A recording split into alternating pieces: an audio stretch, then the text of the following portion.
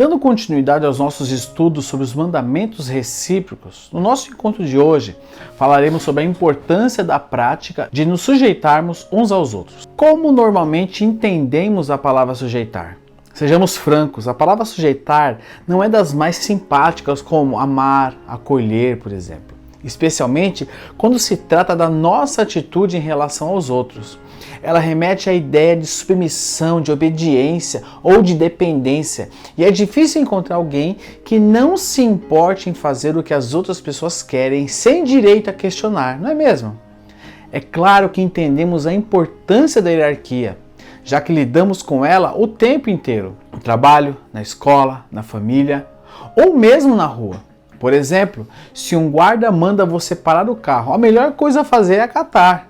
Mas sujeitar-se passa a ideia de que temos que fazer tudo o que as outras pessoas querem ou concordar com tudo que elas dizem. Um novo olhar para a sujeição. Contudo, ao considerarmos a sujeição com base nos mandamentos que estudaremos hoje, vemos que Deus espera outra atitude da nossa parte em relação aos nossos irmãos de fé. Para começarmos a entender o princípio bíblico e neotestamentário, que é relativo ao Novo Testamento, da sujeição, vamos à palavra de Deus em Efésios capítulo 5, verso 21. Sujeitem-se uns aos outros por temor a Cristo. Debaixo da autoridade de Cristo, todos somos iguais. Repare que há um contexto de sujeição que vem logo depois da orientação por temor a Cristo. Para entendermos esse mandamento recíproco, é importante sabermos que o temor a Cristo e, consequentemente, a submissão a Ele, vem em primeiro lugar. E como Ele nos fez filhos de Deus, amigos de Deus, família de Deus, significa que todos aqueles que estão debaixo da autoridade de Cristo são iguais. A sujeição que é baseada na graça e não em uma hierarquia.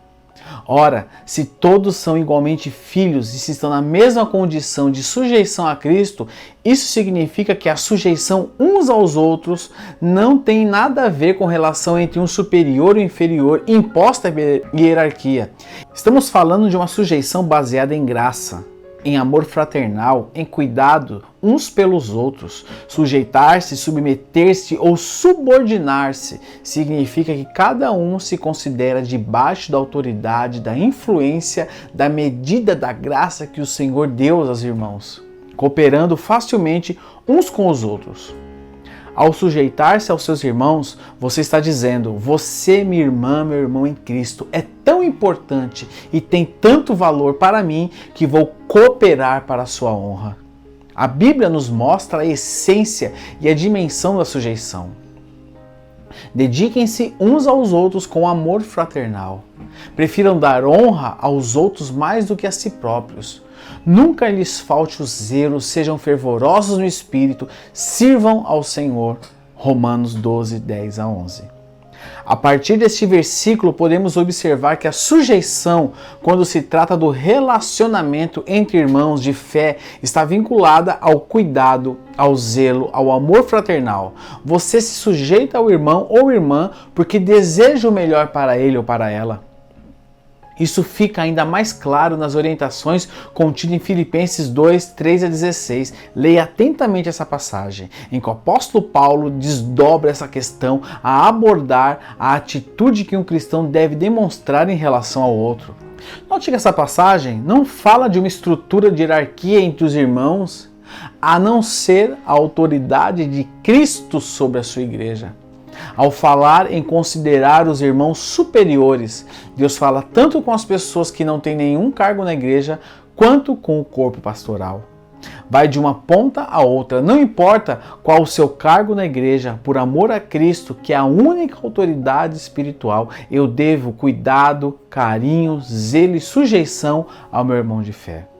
Não há nada de inferior em sujeitar-se. Quando há em nós temor a Cristo, ou seja, quando levamos Cristo a sério, começa a ocorrer um fenômeno espiritual.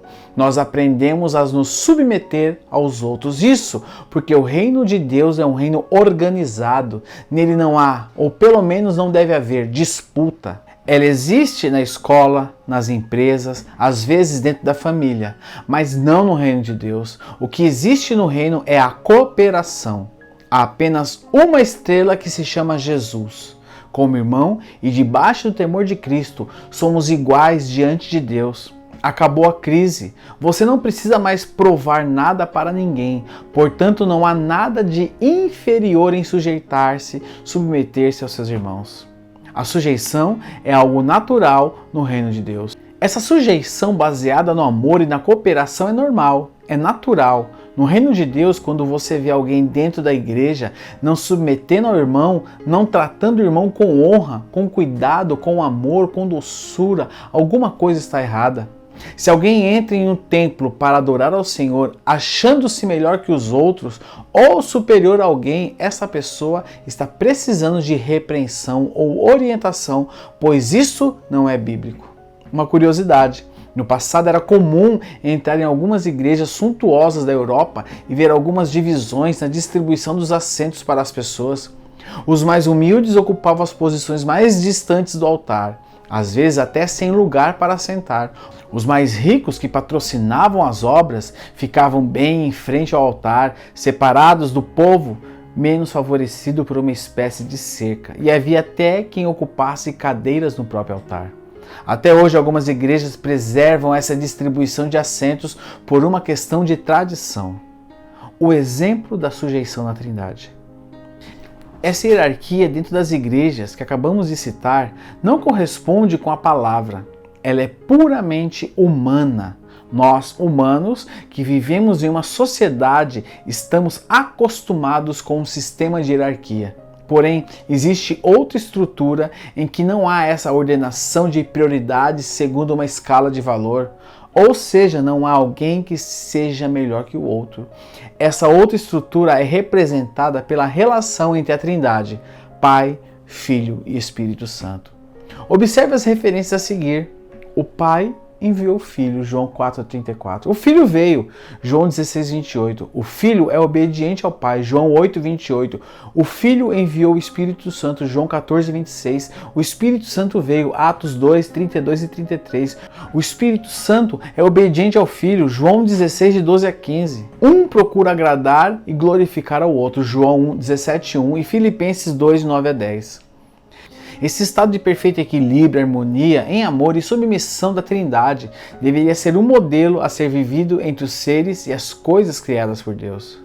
No entanto, todo o universo se tornou desorganizado quando a rebelião entrou na história. Primeiro, através de Lúcifer nas regiões celestes, depois com Adão na terra. Ainda assim, o Senhor preparou um plano de restauração desde a fundação do mundo, Jesus Cristo. A submissão é, portanto, a atitude fundamental para que a autoridade, o reino, o governo de Deus seja manifesto aqui na terra e nos céus. Esse espírito de submissão nos faz entrar na sociedade cristã e viver sob a estrutura da autoridade divina, conforme Colossenses 2, 5 a 7. Portanto, embora no corpo eu esteja longe, em espírito eu estou com vocês, e fico alegre em saber que vocês estão unidos e firmes na fé em Cristo.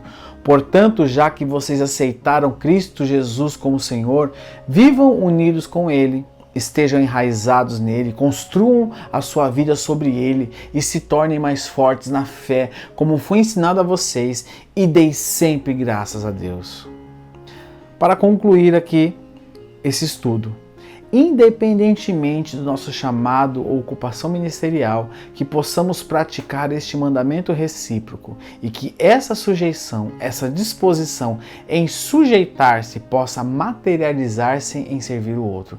É assim que devemos todos viver, nessa disposição de considerar os outros tão valiosos e preciosos a ponto de trabalharmos para que sejam edificados e honrados. Que Deus te abençoe poderosamente. Fique em paz em nome de Jesus.